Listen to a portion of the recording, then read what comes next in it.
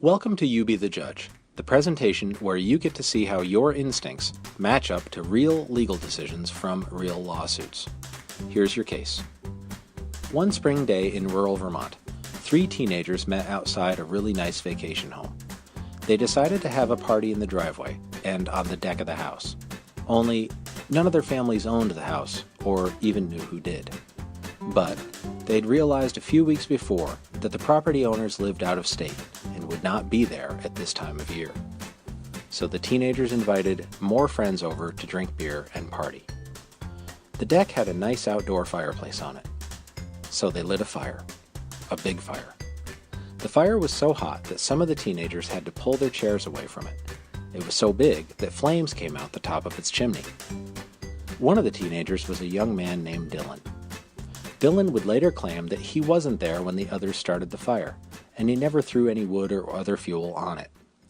Everyone else, though, would later say that Dylan had been there while the fire was being planned, and that he was there while it was going.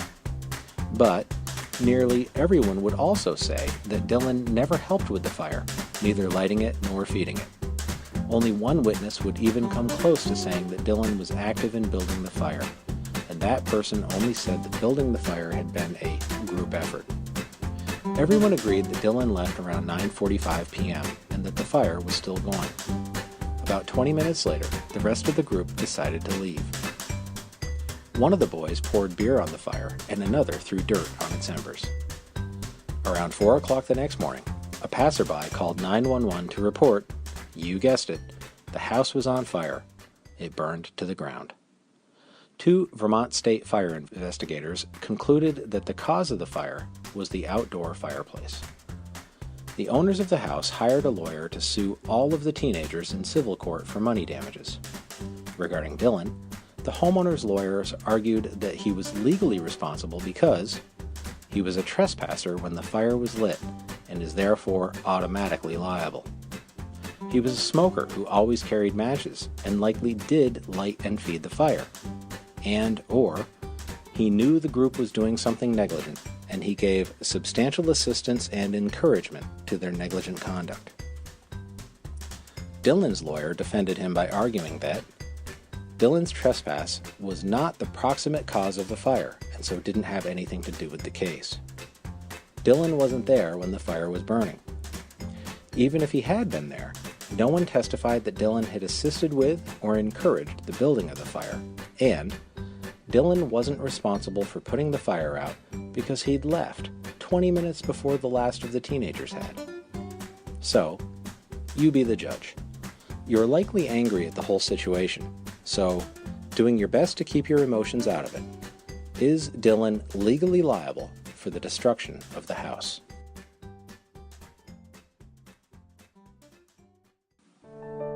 Hi, I'm Ted Kenny of Kenny & Fisher. If you've clicked on our website, you need an attorney. Let me give you 4 reasons you should choose us. First, our initial consultation is free of charge. Second, we are seasoned litigators who have accomplished great things for our clients when we have to fight in court.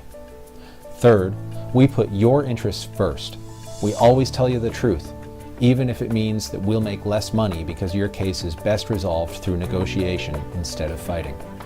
Fourth, every attorney at Kenny & Fisher became an attorney so that we could help people. We need to be paid for what we do, but we all became attorneys for a lot more than just the money. We became attorneys so we could help people in crisis.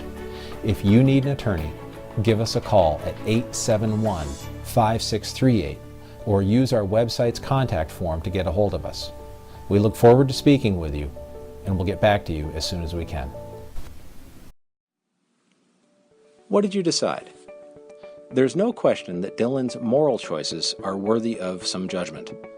But did those choices make him technically, legally, liable? The jury and the trial judge said yes, and entered judgment not only against the teenagers who started the fire, fed it, and apparently didn't put it out correctly, but also against Dylan. Here's how the court reasoned.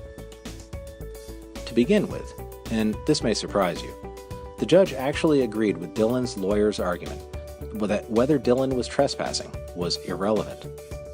Just because someone did something wrong does not automatically mean that they are responsible for any bad results that follow. Instead, the law requires that the wrongful conduct be the proximate cause of the bad result. In other words, the wrongful act has to directly lead to the harm in an actual, real-life way. For example, say you forgot to renew your driver's license, so legally you shouldn't be driving. But you drive to work anyway, and a bad driver cuts in front of you on the road, leaving you no time to react and causing a collision. The other driver argues that it's your fault, because you didn't have a license. If you'd been obeying the law, you would not have been driving, and if you'd not been driving, the collision would not have occurred. But you not having a valid driver's license didn't physically cause the accident, so it's not the proximate cause. The immediate physical reason for the collision, the proximate cause, was the bad driver darting out in front of you. As for Dylan, his act of trespass was not the physical reason the house burned down, just like you not renewing your license didn't physically cause a car crash. It wasn't the trespassing, and the jury also did not find that Dylan had either started the fire or fed it. So, why did Dylan lose? The judge and jury found that Dylan was responsible under a legal doctrine called concerted action liability. Under that theory, a defendant is responsible for the harms caused by a third person's conduct if the defendant both knew that the third person's conduct constituted a breach of duty, i.e., was negligent, and gives substantial assistance or encouragement to that third person. And it has to be both. Just knowing that a third person is doing something negligent isn't enough. But if a party does know about the reckless conduct and gives that person substantial assistance or encourages their actions, then the party is also responsible for the harms that result. On appeal, the Vermont Supreme Court agreed with the jury and trial judge's decisions. First, it said that there was ample evidence that Dylan knew that the fire was too big because he was there and saw flames coming out the top of the outdoor fireplace's chimney. He also knew that the fire was so hot that his fellow teenagers had to move their chairs away.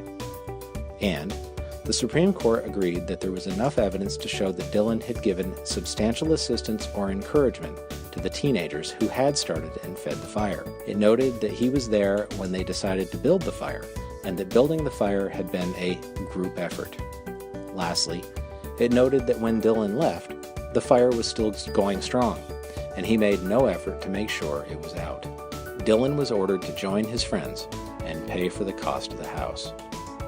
So, Dylan, who began this story trying to party where he shouldn't, ended up learning an expensive lesson in concerted action liability, and he didn't even have as much fun learning about it as we hope you did. Until next time, we are the attorneys of Kenny and Fisher. Call us if you need our help.